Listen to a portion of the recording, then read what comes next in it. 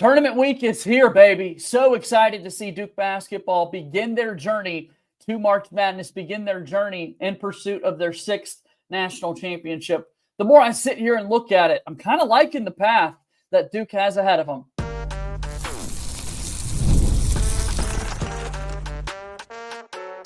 You are Locked On Blue Devils, your daily podcast on the Duke Blue Devils. Part of the Locked On Podcast Network, your team every day.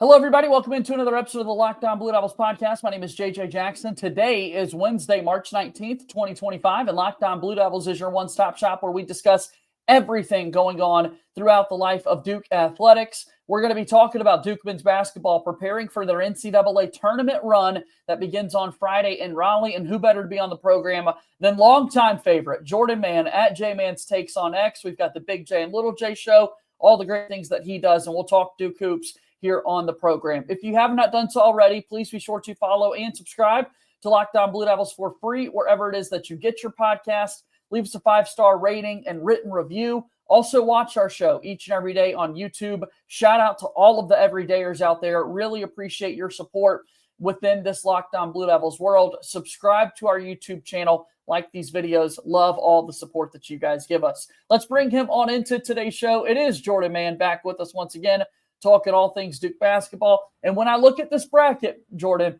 I'm starting to get more and more excited about these potential paths that Duke has. And yes, I know we got to take it one game at a time. I get that. But we're dreamers here, and I'm really loving the region that Duke found themselves in. Yeah, I like the region too, JJ. I'm glad to be back on the show. It's been a little busy with my own stuff, but it's been great, man. And talking Duke basketball, and now talking about March Madness with Duke as a 1 seed. This is the days that we dream for when we talk about Duke basketball, is the 1 seed going into March Madness. And yeah, I like the draw Duke has. I know we'll get into it, and it starts with American and Mount St. Mary's.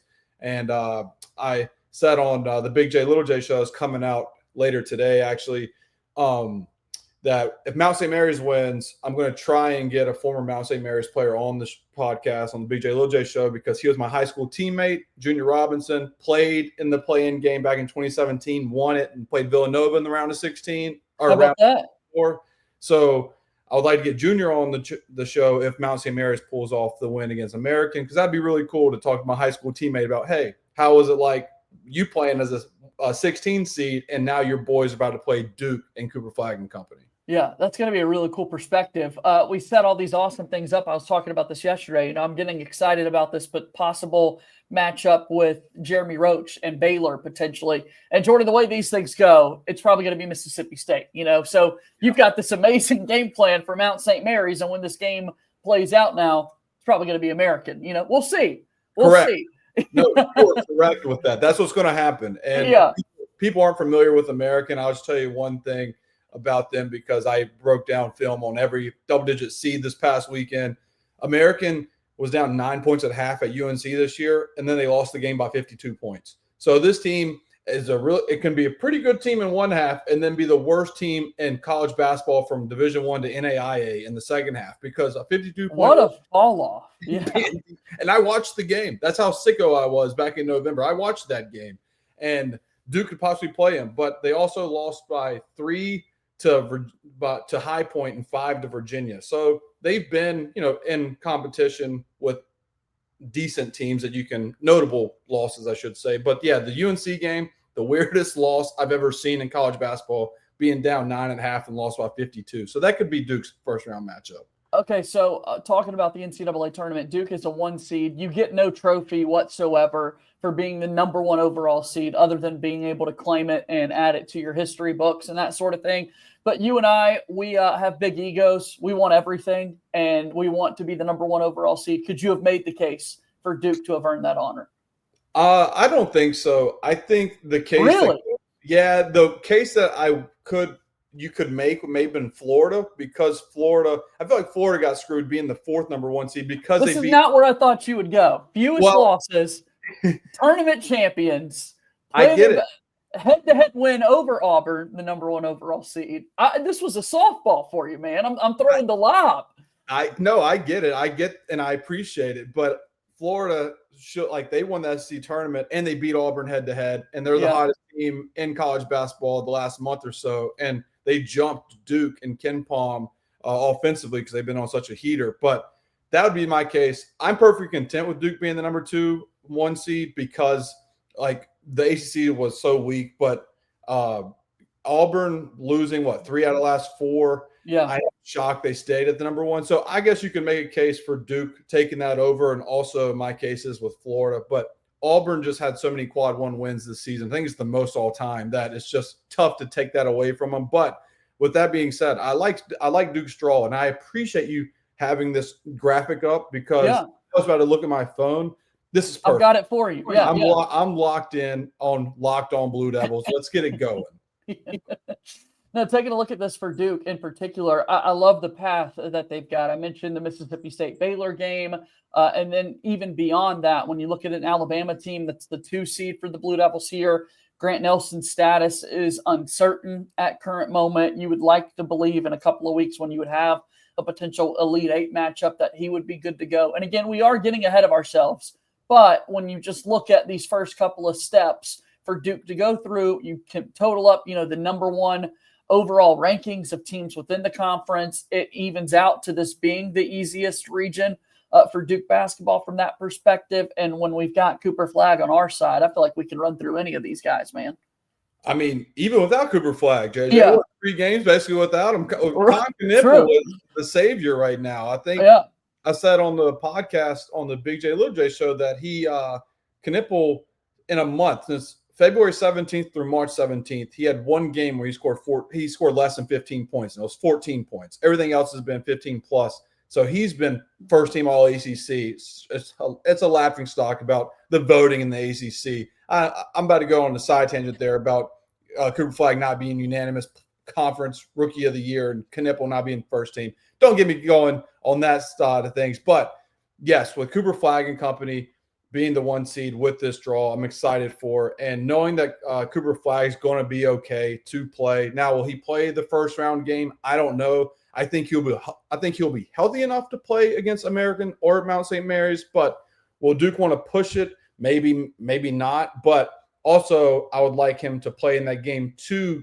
shake the rust off. You don't want him to shake the rust off against a physical Mississippi State team or experienced Baylor team for his first ever matchup in March Madness. So hopefully, even if it's for 15 to 20 minutes, he's playing against American Mount St. Mary's to get the dust off of him a little bit. Yeah, for sure. Get back into a rhythm, be ready to go for that game coming up on Sunday, playing the winner of Mississippi State and Baylor. If Baylor wins, of course, that's a reunion of Jeremy Roach. And then for Cooper Flagg, if Baylor wins, Rob Wright was his high school teammate, so he's got a reunion with him there at Montverde. So going to be really exciting to see how all of this plays out. You see the East region here.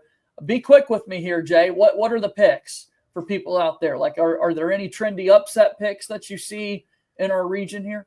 I like VCU. I think VCU is my favorite double-digit seed in the tournament. But I think BYU is really good as well. I think that is one of the best games. It's going to be a great game. I think it's one of the best games in the whole tournament. And whoever wins that game, I have beating Wisconsin in the second round because that's how much I value both of those teams. Liberty has 2 shooters that are phenomenal, that are made for March Madness with the shots they shoot and make. But Oregon under Dana Altman, they're 8-0 in the first round. So something's got to give there where Oregon's just always locked in the first round. They're 8-0 under Altman. But Liberty, fun. And then Akron, fast-paced, quick guys, undersized though. Arizona's bigger. Maybe Caleb Love gives them a 2 for 13 performance and Akron can knock them off. But Akron's pace is something to look after, but they lack the size. But VCU, to answer your question, is a team that I have going to the Sweet 16 in this bracket. When Duke won the 2015 national championship, their journey started with a win over Robert Morris. That's who Alabama will be playing in the first round. What can you tell us about Robert Morris? Is there any chance that they could knock off Bama? I mean, there's always a chance, right? Right. There's always a chance. I would say no. My 15 seed in the tournament, I've said it on plenty of platforms now, is Bryant against Michigan State. That is my 15 seed to knock off a 2 seed. I don't think Robert Morris they just don't stand out to me with the film and the stats to back them up, whereas Bryant is one of the tallest teams in the country and one of the fastest teams in the country to where they can hang with Michigan State. So, no, I think Alabama gets to the Sweet 16. I think St. Mary's beats Vanderbilt. Alabama beats St. Mary's. But then VCU, with the way they guard, dude, I think they can get into Mark Sears. And Mark Sears has shown in games that Alabama's lost where he has went 2 for 9, where he's went ghost. And if they can be that physical with him in the backcourt, that could be a trendy upset pick in the Sweet 16 where VCU could face Duke in the Elite Eight. You heard it here first. Be on the lookout for some of those things. And again, I really like this path for Duke basketball as they try and go and win their 6th national championship as a program. All right, Jay, let's take our first break here on today's show. On the other side, we'll continue our conversation. Locked On Blue Devils here today, brought to you by our friends at Upwork. Scaling your business requires the right expertise at the right time. With Upwork, you can find specialized freelancers in marketing, development, design, and more. Experts ready to help you take your business to the next level. It gives businesses flexibility by connecting with them with top freelance talent across multiple industries, including IT, AI, web development, and marketing. Whether you need extra hands for a project or a long-term partner, Upwork makes hiring simple and affordable. You can find the right talent easily with a freelance expert that gets connected to you who can deliver incredible results. Posting a job is free and simple. Visit Upwork.com right now to post your job for free. That's UPWORK.com, Upwork.com to connect with top talent and grow your business today. The program is also brought to you here by Fabric by Gerber Life. With life moving fast, especially when you have a family, one day you're watching your kids take their first steps, and before you know it, they're off to college. That's why securing their future is so important. Fabric by Gerber Life makes it simple to get term life insurance that fits your family's needs. With Fabric, you can apply for term life insurance online right from your couch. You could be covered in under 10 minutes, and in many cases, no health exam is required. It's a complete peace of mind when you know that your family is financially protected no matter what happens. Join the thousands of parents who trust Fabric to help protect their families. Apply today in just minutes at meetfabric.com/lockedoncollege. That's meetfabric.com/lockedoncollege. Policies issued by Western Southern Life Assurance Company, not available in certain states. Prices subject to underwriting and health questions. Fabric is a proud sponsor of Locked On Blue Devils. Okay, we're talking Duke basketball here, getting set for March Madness, getting set for their first round game coming up on Friday. This is our Wednesday episode of the podcast. So later today, we'll see Mount St. Mary's take on American, and the winner gets the Duke Blue Devils. Cooper Flagg, the whole world talks about him all the time. You and I do the exact same thing, and super excited to see him participate in March Madness. I think we're both of the mindset that let's get this guy out there for this first round game, let him get back into a rhythm and whatnot. But what's it going to be like, you think, for, this is an event that everybody watches, for the whole world to get a better understanding of who Cooper Flagg is? I think there'll be nerves. Yeah. That's why I want him to play in the 16 game, because I want him to if he's going to struggle against a team that you're going to handle. If you go out to a sluggish start against Mount St. Mary's or American and you're 2 for 7 and Duke's down at the under 12 timeout in the first half, then so be it. You're going to find your rhythm. You're going to win the game by whatever. It's going to be 20 plus points. Everything's fine. Whereas you do that against the 8 or 9 seed, especially a veteran group like a Baylor team, to where you're like, oh boy, like you're going against Norchad O'Meara, who has made the Final Four. You've Jeremy Roach has been in the Elite Eight with Duke. Like, those guys know what it takes to win these type of games. So let Cooper Flagg and all the other freshmen, Malawach, like Con Knueppel, like, let them have the moment, because the nerves are going to happen. It's March Madness. They're really good, but at the end of the day, they're 18 years old, and this is the biggest stage. This is what Duke recruited them for. This was their pitch. Hey, play on the number 1 team in the country in terms of eyeballs, and then when you play on the biggest stage representing Duke. And I think they're going to feel it that first game that they walk out there, and that's fine, because, look, this team, that's a little adversity they need to overcome mentally, and they'll get through it after the first or second media timeout. But I think Cooper Flagg needs to play in the first round game because of that. And now the Duke team is going to have Tyrese Proctor leading the way once again as an experienced Duke basketball player, wearing that jersey, playing in the NCAA tournament. But I think that's why you start to also value somebody like Mason Gillis, who played in the national championship game 1 season ago for Purdue, and now he's got an opportunity to really lead this group. Hasn't been scoring a whole lot lately. Went scoreless in the ACC tournament. Cooper Flagg scored more than him. That's how kind of down offensively it was for Mason Gillis. But that's still a guy, Jordan, that I want on our side, and I think his leadership is going to be really important this week. Yeah, I mean, he's like the perfect definition of a clubhouse guy, a perfect example of a clubhouse guy. This is a guy that, is he going to give you the production that he was when he was a sixth man of the year in the Big Ten last year? No, but his presence in the locker room is invaluable. Like he is the first one to tell you, hey, this is what happens when you don't do the right things, because I lost to a 16 seed 2 years ago. But when you do the right things that I learned from, you can go all the way to national championship game like I did last year. And that is something that is invaluable. That is something that Duke players need to hear from a player perspective, not Jon Scheyer telling them, hey, I won a national championship in 2010. This is what it takes. Because at the end of the day, it's a coach. But when you have your teammate that has been in this in his career, that's been on the biggest stage of the national championship and was the laughingstock of college basketball 2 years ago, I think that's something that is not talked about enough in this Duke locker room, that Mason Gillis is going to play a huge factor in this in terms of what it takes to be a championship team day in and day out in this next month or so. Dude, that's a great point by you, because I was only thinking of the national championship game perspective. But yeah, let's not be a 1 seed who loses to a 16 seed. I don't want to sign up for that. And unfortunately for Mason Gillis, he had to experience that playing for Purdue. And so, hell yeah, that's a good point to make, and absolutely encouraged to see the message he's going to be able to give to his teammates. Do you think there's a big on-the-court impact that Mason Gillis could make for this squad, considering kind of Malik Brown's uncertainty, his injury status? I think there will be a moment that he could have a big moment. I don't think he'll take over a game where he's going to score 15 and we're going to talk about it on Locked On the next day. But I think there will be just a big sequence in a game.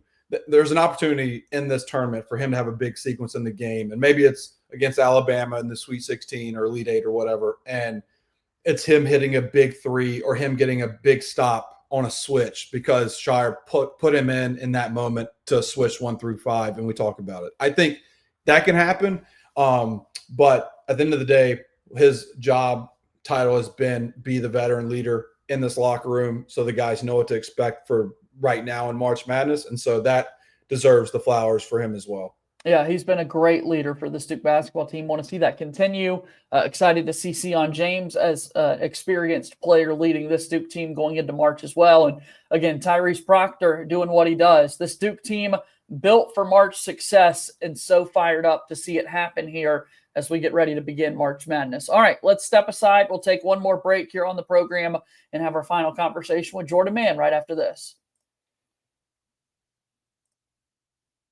Locked On Blue Devils here today, brought to you by our friends at Monarch Money. Ever check your bank account and wonder, where did all my money go? Between dining out, online shopping, and entertainment, it's easy to lose track. That's where Monarch Money comes in, your personal CFO, giving you full visibility and control over your finances. Monarch Money isn't just a budgeting app. It's a complete financial command center. You can track all your accounts, investments, and spending in one place, so you can stop just managing your money and start building wealth. When I started using Monarch, I realized just how much I was spending on certain things like food delivery. Now you're able to budget smarter and save more. It's an all-in-one convenience. Take control of your finances with Monarch Money. Use code LOCKEDONCollege at monarchmoney.com for 50% off your first year. That's monarchmoney.com, code LOCKEDONCollege for half off your first year. Monarch Money is a proud sponsor of Locked On Blue Devils. Also want to tell you a little bit about our Amazon Bracket Breakdown show. The NCAA Tournament is here, and so is the Bracket Breakdown. Locked On Podcast Network and Amazon Fire TV channels are teaming up to deliver NCAA Tournament coverage like never before. Watch studio shows featuring former players and Locked On's local experts as they guide you through every upset, buzzer beater, and bracket matchup. Stream it all for free on Amazon Fire TV channel. Search Bracket Breakdown to see it all for free. It's your team every day. Check that out, Bracket Breakdown with Isaac Shade and Andy Patton from Locked On College Basketball, WNBA player Monique Billings, Former Butler great Gordon Hayward, a part of our studio shows as well. And I was on the program for Selection Sunday, so go check that out on your Fire TV channels. Let's get back to Locked On Blue Devils. All right, Jordan Mann's here with us. We're starting to wrap up our show here today, talking about Duke, a 1 seed on Friday in Raleigh against Mount St. Mary's or American. And J-Man, when we take a look at this Duke team in particular, Con Knueppel, ACC Tournament MVP. You were there in Charlotte for this championship win over Louisville. And, he was totally fine having to carry the load a little bit without Cooper Flagg. Dude, he is a Swiss Army knife of all the things he can do to impact the game. And if it's not scoring, it's facilitating. If it's not that, he's rebounding. We love this guy. Diving on the floor. Yeah, I have been pounding this drum since day one, even before day one. I was posting clips in the summertime of him blocking up RJ Davis in camp. He goes 3-0 against RJ Davis and strapped him up in all 3 games when he guarded him.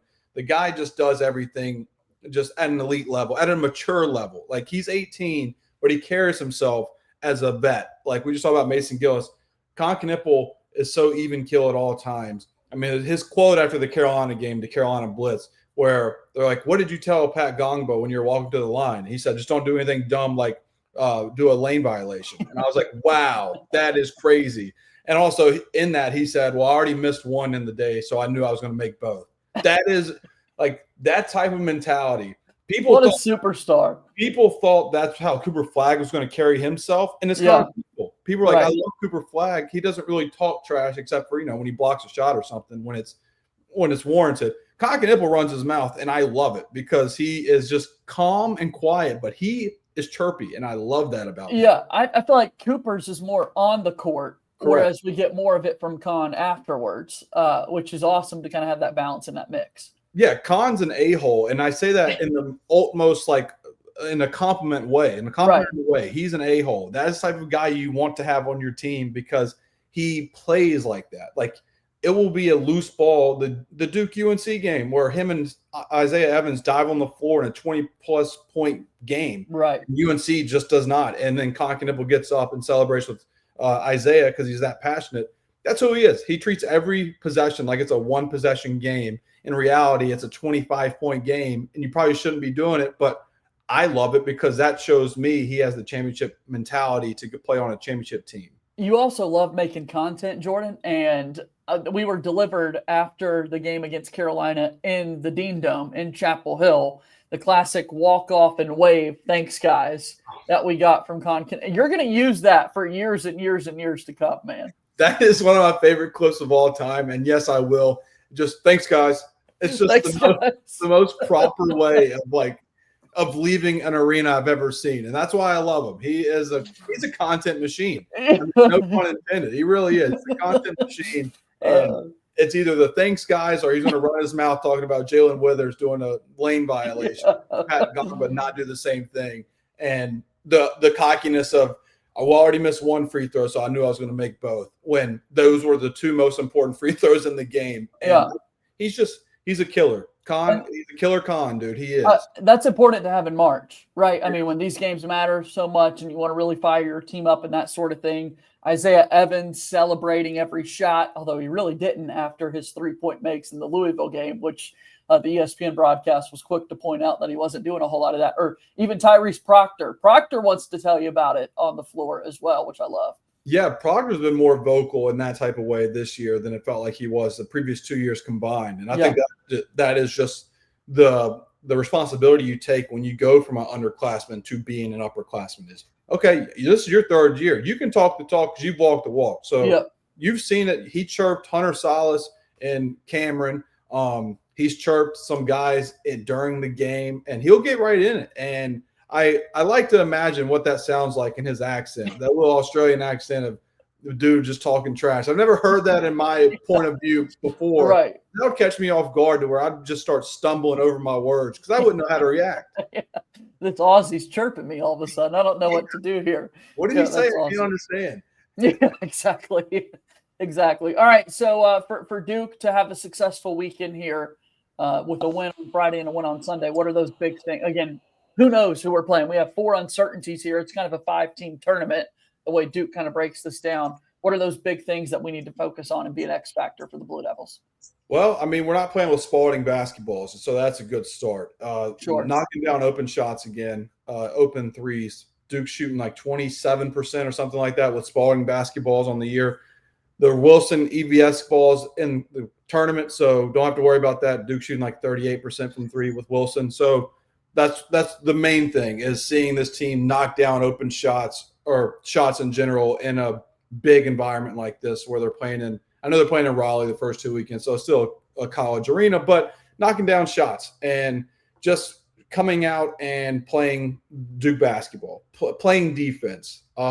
Jay Lucas is obviously gone, but seeing that defense can continue what they did in the second half against Georgia Tech and the first half against UNC and then the second half against Louisville, if they can just make those into two halves instead of one, that would be great.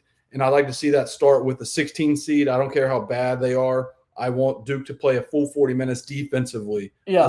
And on the offense side, just make open shots. Yeah, set the tone. Obviously, if we're missing shots, that could be problematic. So knock on wood, knock on everything. That's not the case, and that's not going to happen. Jordan, so good to see you always, man. How can people support you? What do you got going on?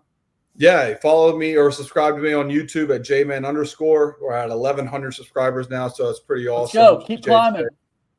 And so I appreciate you. And J-Man's Takes on Twitter. You can find a lot of college basketball content. And the Big J, Little J show. Like I said, have an episode coming out now recapping the AC tournament and previewing Duke going into March Madness. So you can find Big J, Little J show on Apple and Spotify and on my YouTube channel at jman_. All right, Jordan, we'll do this again soon, man, okay?